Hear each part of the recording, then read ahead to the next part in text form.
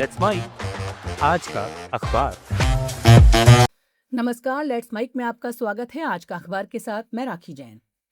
BBC Hindi में प्रकाशित लेख, ईरान ने खाड़ी देशों में अमेरिकी टेक कंपनियों को निशाना बनाकर जंग की परिभाषा कैसे बदली। इस लेख में आज की बदलती युद्ध रणनीति को समझाने की कोशिश है।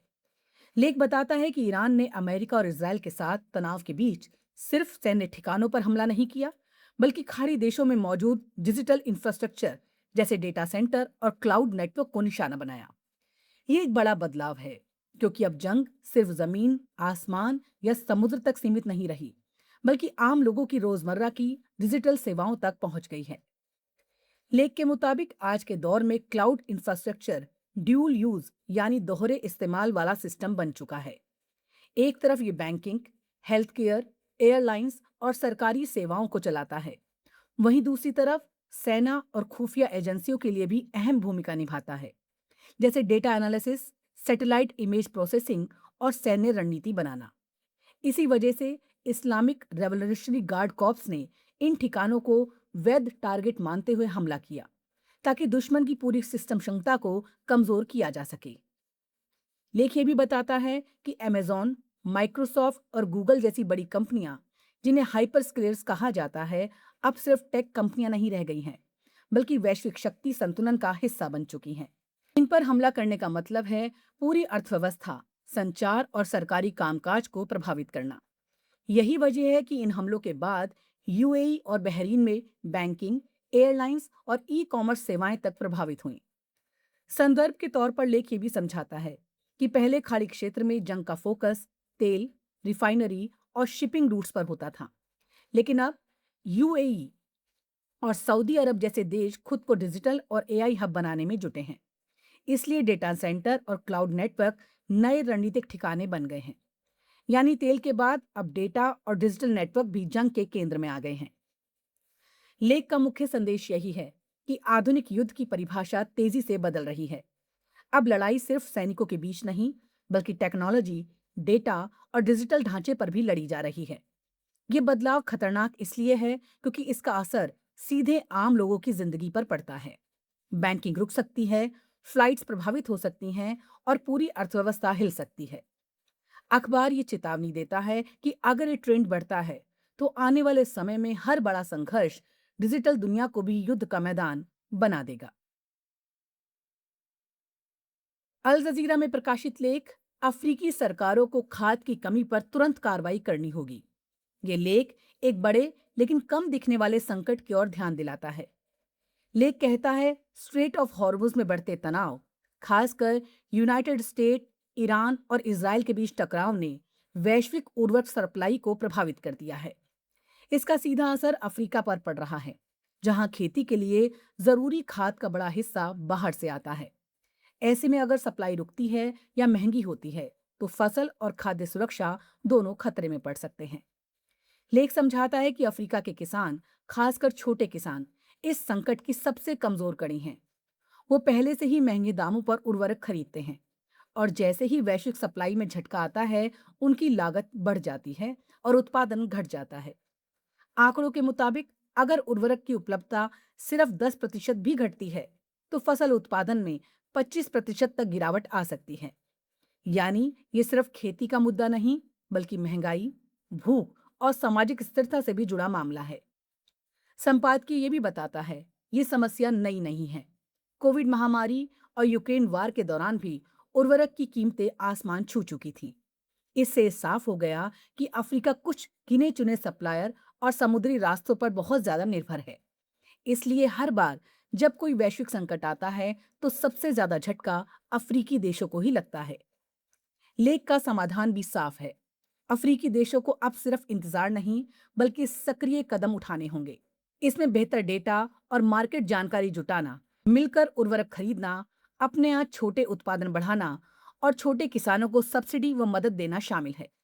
साथ ही अफ्रीकन डेवलपमेंट बैंक ग्रुप जैसी संस्थाओं की पहल, जैसे आपात खाद्य उत्पादन कार्यक्रम को आगे बढ़ाकर दीर्घकालीन समाधान तैयार करना जरूरी है। इस लेख का मूल संदेश यही है कि दूर कहीं खाड़ी में चल रहा तनाव अफ्रीका के घर घर की रसोई तक असर डाल सकता है।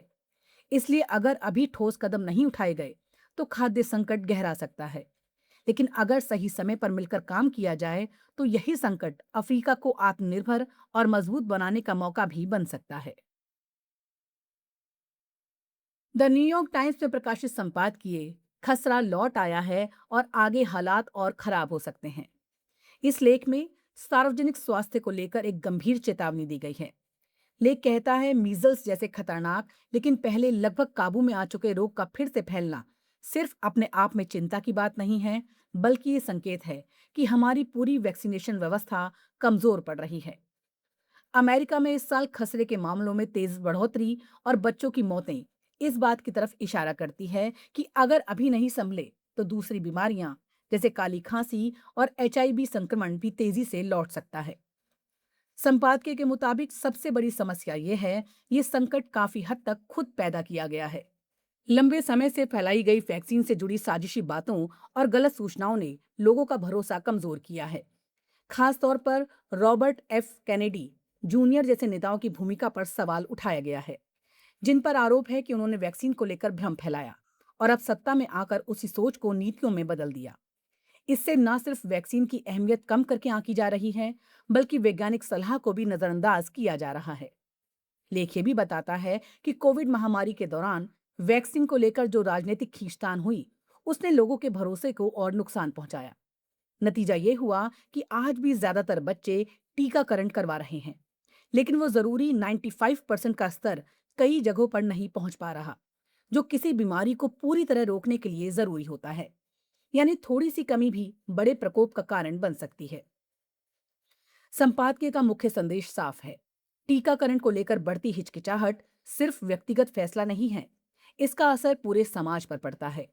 नवजात बच्चे, कमजोर इम्यूनिटी वाले लोग और यहाँ तक कि कुछ वैक्सीन ले चुके लोग भी इससे खतरे में आ सकते हैं। इसलिए सरकार, डॉक्टर, समाज के नेता सभी को मिलकर लोगों तक सही जानकारी पहुंचानी होगी, आसान भाषा में समझाना होगा और वैक्सीन को सुलभ बनाना होगा। द हिंदू में प्रकाशित संपादकीय भीषण गर्मी, भारत और तापमान में बढ़ोतरी। इसके जरिए देश में तेजी से बढ़ती गर्मी और उससे जुड़ी चुनौतियों को लेकर चेतावनी दी गई है। संपादकीय कहता है, इस साल अप्रैल में ही जिस तरह 40 डिग्री के पार तापमान पहुंच गया है, वो साफ संकेत है कि जलवायु बदलाव अब भविष्य नहीं, वर्तमान का संकट बन चुका है। IMD द्वारा कई राज्यों में लू की चेतावनी बताती है कि हालात सामान्य नहीं रहे। गर्मी अब ज्यादा लंबी, ज्यादा तीव्र और ज्यादा खतरनाक होती जा रही है। संपादकीय के मुताबिक इसका असर सिर्फ असुविधा तक सीमित नहीं है, बल्कि ये स्वास्थ्य, रोजगार और खेती तीनों पर गहरा असर डाल रहा है। लगातार गर्मी से दिल और शरीर पर दबाव बढ़ता है, मजदूरों के काम के घंटे घटते हैं और फसलें समय से पहले पककर उत्पादन घटा देती हैं। यानी गर्मी सीधे सीधे अर्थव्यवस्था और खाद्य सुरक्षा को प्रभावित कर रही है। लेख ये भी बताता है कि भारत में जो हीट एक्शन प्लान बनाए गए हैं, वो ज्यादातर आपात स्थिति से निपटने तक सीमित हैं, लेकिन असली जरूरत लंबी अवधि के समाधान की है, जैसे शहरों में हरियाली बढ़ाना, मजदूरों के लिए सुरक्षा कानून बनाना और स्वास्थ्य सेवाओं को मजबूत करना। अभी जो कदम उठाए जा रहे हैं, वो समस्या की जड़ तक नहीं पहुंच पा रहे। संपादकीय का संदेश साफ है, अगर तापमान इसी रफ्तार से बढ़ता रहा तो भारत के कई हिस्सों में रहना मुश्किल हो सकता है। इसलिए सिर्फ तात्कालिक उपाय नहीं, बल्कि ठोस और दीर्घकालिक रणनीति की जरूरत है। इसमें जलवायु अनुकूलन, बेहतर बुनियादी ढांचा और अंतर्राष्ट्रीय सहयोग शामिल है। अखबार ये कहना चाहता है कि अब वक्त आ गया है कि गर्मी को एक गंभीर राष्ट्रीय संकट मानकर उसी स्तर पर तैयारी की जाए। आज का अखबार में फिलहाल इतना ही।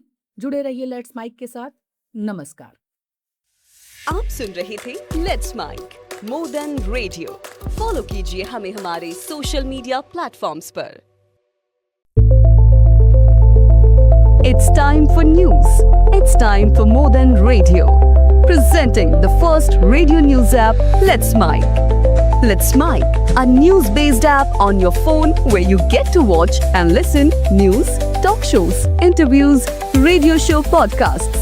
On Let's Mic, you get all relevant information of TV, print, radio, podcast, and digital. Let's Mic talks about every segment of life.